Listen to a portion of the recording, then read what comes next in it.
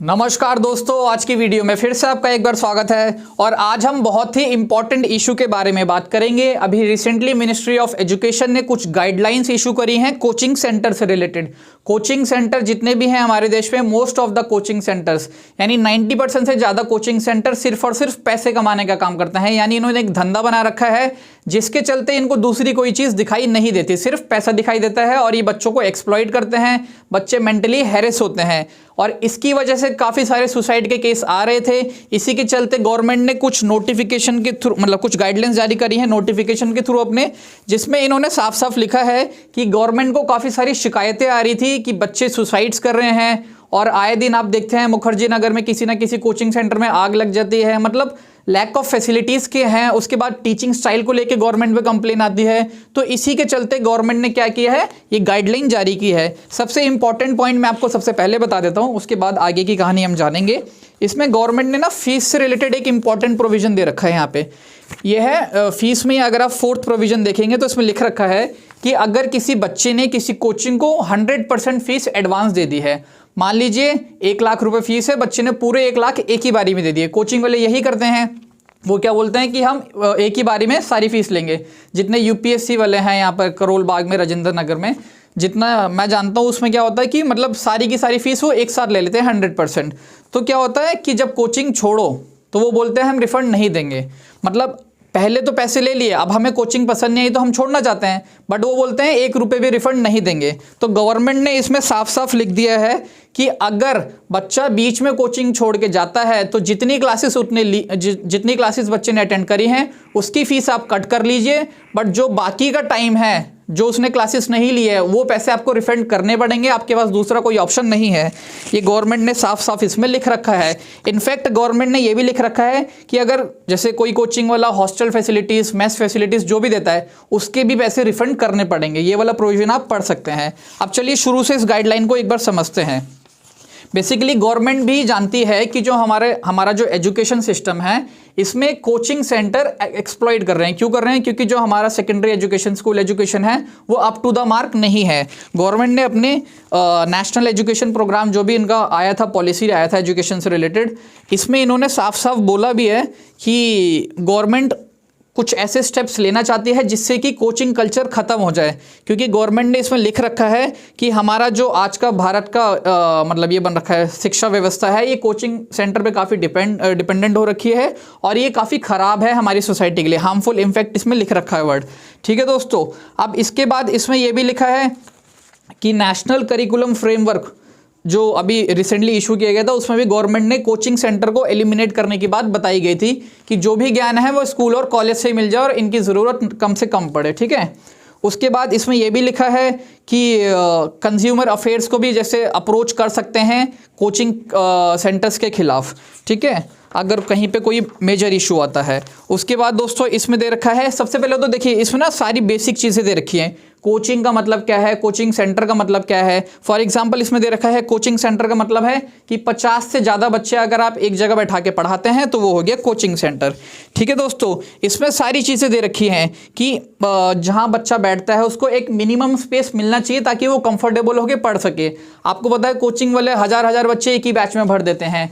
और इसमें ये भी दे रखा है कि जब बच्चा एडमिशन लेने जाए तो उसको ये बताया जाए कि कितने बच्चे इस बैच में हैं, कोर्स कब ख़त्म होगा। बट क्या होता है, बताते हैं कि 400 बच्चे हैं ग्रुप में और जब क्लास में घुसो तो पता चलता है 800 बच्चे हैं। तो ये सारी चीज़ें इसमें दे रखी हैं कि ये लोग ऐसा ना करें। इससे बहुत मेंटली मतलब बच्चे उसमें चले जाते हैं, प्रेशर में चले जाते हैं इतने सारे बच्चों को देख के। प्लस कुछ कोचिंग वाले क्या करते हैं कि क्या बोलते हैं, एक ग्रुप भी बना देते हैं। ये अभी शायद से 2-4 साल पहले होता तो था ये चीज़ें कि आपने एडमिशन लिया कोचिंग में, मान लीजिए 200 बच्चे हैं तो वो 2-4 टेस्ट लेते हैं, फिर जो टॉपर्स होते हैं उनका अलग बैच बना देते हैं, जो पीछे के बच्चे होते हैं उनको अलग बना देते हैं। बट गवर्नमेंट ने इस चीज़ को भी मना कर दिया। गवर्नमेंट ने बोला कि जो ग्रुप होंगे, जो बैचेस होंगे, वो जब एडमिशन टाइम पे लिस्ट तैयार होती है अल्फ़ाबेटिकल ऑर्डर में, उसके थ्रू आप बैच बनाएंगे। ऐसा नहीं है कि टॉपर्स को अलग कर दें या उसको अलग कर दें, ऐसा बिल्कुल भी नहीं है। ठीक है, और इसमें इन्होंने ये भी बोला कि सभी कोचिंग सेंटर्स को गवर्नमेंट अथॉरिटी के पास जाके अपना रजिस्ट्रेशन कराना पड़ेगा और सिर्फ ये यही लिख सकते हैं कि रजिस्टर्ड कोचिंग सेंटर। गवर्नमेंट ने इसमें ये भी लिखा है कि आप ऐसा नहीं बोल सकते कि हम अप्रूव्ड कोचिंग सेंटर है, रिकॉग्नाइज्ड कोचिंग सेंटर है।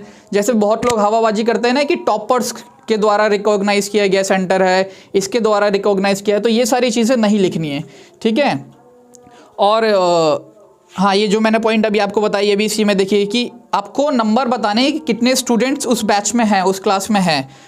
उसके बाद फीस वाली बात मैंने आपको बताई दी है। फीस वाला सबसे इंपॉर्टेंट प्रोविजन है, क्योंकि ये लोग बहुत धोखाधड़ी करते हैं। शुरू में टर्म्स एंड कंडीशन पे साइन करा के बोलेंगे हम 1 रुपये भी रिफंड नहीं करेंगे, जो उखाड़ना है उखाड़ लो, सीधा सीधा बोलते हैं। मेरे साथ खुद भी ये धोखा हुआ है, तो मैं ये अच्छे से जानता हूँ। अभी मेरा रिसेंटली 60,000 रुपये का नुकसान हुआ है, और क्या बोलते हैं, अब मैं चाहता हूँ कि ये किसी और के साथ ना हो, क्योंकि देखिए पैसे बहुत मेहनत से कमाए जाते हैं। बहुत लोग तो बेचारे अपने गांव की ज़मीन वगैरह गिरवी रख के यहाँ पे दिल्ली में पढ़ने आते हैं, तो ये सारी चीज़ें नहीं होनी चाहिए।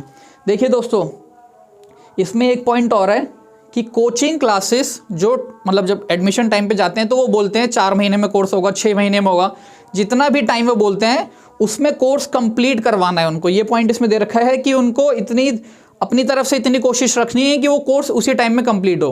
देखिए 2-4 दिन एक्स्ट्रा हो जाए, 15 दिन एक्स्ट्रा हो जाए, समझ आता है, बट 6 महीने का कोर्स जब एडमिशन लेने जाओ आपको बोले 6 महीने और वो कोर्स खत्म हो रहा है 11 महीने, तो ये तो कोई लॉजिकल बात नहीं है।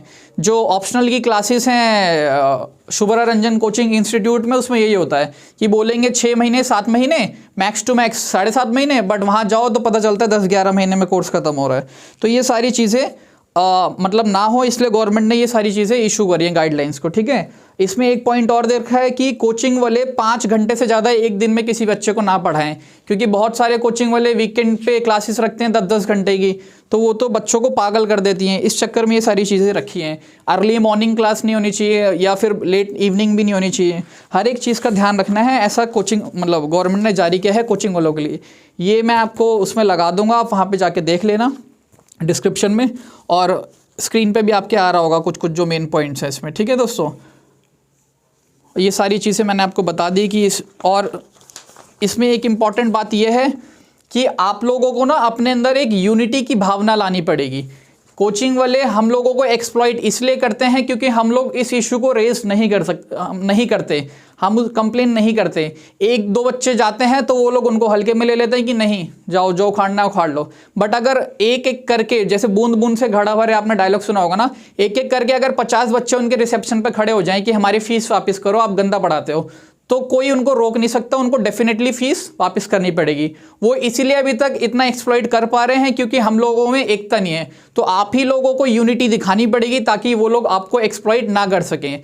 देखिए कुछ बच्चे तो उनका सह लेंगे, मान लीजिए चलो नुकसान हो गया, कोई बात नहीं, फाइनेंशियली स्ट्रांग है तो सह लिया, बट जो बेचारे कुछ बेच के आ रहे हैं, कुछ गिरवी रख के आ रहे हैं, उनके ऊपर क्या बीतती होगी, कितना मेंटल प्रेशर आता होगा। इसी चक्कर में सुसाइड केसेस बढ़ते रहते हैं। तो दोस्तों अगर आप लोगों के साथ कुछ भी बुरा होता है, कोचिंग कोई सी भी कोचिंग हो, यूपीएससी हो, एसएससी हो, आईआईटी जेईई हो या फिर नीट की हो, कोई सी भी कोचिंग हो, आपके साथ अगर किसी भी टाइप का एक्सप्लॉइटेशन हो रहा है, कोई भी आपके साथ बुरा व्यवहार कर रहा है, आपको लूटा जा रहा है, तो इस इशू को आप ज़रूर रेस करिए। गवर्नमेंट ने भी अपनी ये जो नोटिफिकेशन है इसलिए जारी करी है। मैं अपनी वीडियो के थ्रू इसलिए इसको बताना चाह रहा हूँ क्योंकि बहुत सारे बच्चों को ये पता ही नहीं होता कि गवर्नमेंट ने इसके ऊपर कुछ गाइडलाइंस दे रखी हैं। तो इसीलिए कोचिंग वाले दादागिरी करते हैं, उनको लगता है कि ये सारे तो अनपढ़ हैं, इनको कुछ पता ही नहीं है, इनके साथ जैसा मर्जी वैसा व्यवहार करो। और इसके अलावा आप कंज्यूमर कोर्ट में भी इनको इशू मतलब रेस कर सकते हो इनके इशू को। सारी चीज़ें ऑनलाइन है, आपको कहीं मतलब मोस्टली जाने की ज़रूरत नहीं पड़ती, बाद में पड़ेगी, बट इनिशियल जो सारा प्रोसेस है वो ऑनलाइन ही होता है, तो आपको ज़्यादा मेहनत भी नहीं है।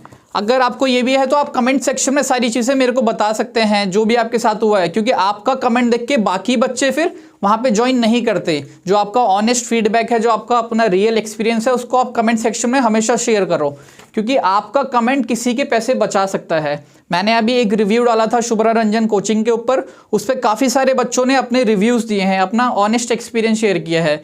तो उन सब बच्चों को मैं सबसे पहले धन्यवाद कहूँगा, क्योंकि आपके कमेंट्स देख के काफ़ी सारे बच्चों को ये सीखने को मिला है कि क्या करना चाहिए, क्या नहीं करना चाहिए।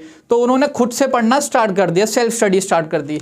तो अगर आप लोगों के साथ किसी भी कोचिंग के द्वारा कुछ भी किया जाता है तो आप अपना एक्सपीरियंस कमेंट सेक्शन में बताइए, गवर्नमेंट वेबसाइट्स पे डालिए, उनकी वेबसाइट पे जाके ऑनेस्ट रिव्यू दीजिए, गूगल पे रिव्यू दीजिए, कोरा पे रिव्यू दीजिए, हर जगह रिव्यू दीजिए, क्योंकि आपके रिव्यूज़ ही जो फ्यूचर एस्पिरेंट्स हैं उनके काम आएंगे, वो फिर उनकी डिसीजन मेकिंग पावर को स्ट्रांग करेगा। एंड दोस्तों ये जो गाइडलाइन है जितना आप इसको शेयर कर सके उतना आप इसको शेयर करिए, क्योंकि ये बहुत इंपॉर्टेंट गाइडलाइंस है। हर एक एस्पिरेंट को पता होना चाहिए, हर एक बच्चे को पता होना चाहिए जो भी कोचिंग ज्वाइन करने वाला है या जो भी कोचिंग ज्वाइन करना चाहता है।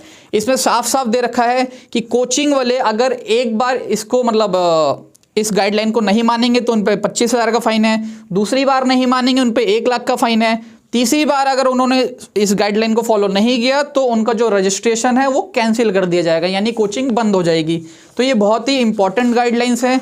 मैं चाहूँगा कि आप इसको ज़्यादा से ज़्यादा शेयर करें, इस गाइडलाइंस को अपने दोस्तों के साथ, अपने सभी एस्पिरेंट्स लोगों के साथ, जितने भी लोग तैयारी कर रहे हैं, चाहे कोई सा भी एग्ज़ाम हो, IIT हो, नीट हो, जेई हो, या जो भी मीन्स SSC, UPSC, PCS जितने भी हैं, हर एक एस्पिरेंट के साथ शेयर करिए ताकि किसी के साथ ऐसा एक्सप्लॉइटेशन ना हो। और अगर आप लोगों को फीस रिफंड नहीं देते, आप उनको मेल डालते रहिए ताकि आपके पास एक कुछ रिटन एविडेंस रहे, ठीक है। उसके बाद उस इशू को आप आगे रेस कर सकते हैं कि हमने रिफंड का डाला था बट कोचिंग वालों ने नहीं दिया। इसमें यह भी लिखा है कि 10 दिन के अंदर रिफंड देना है।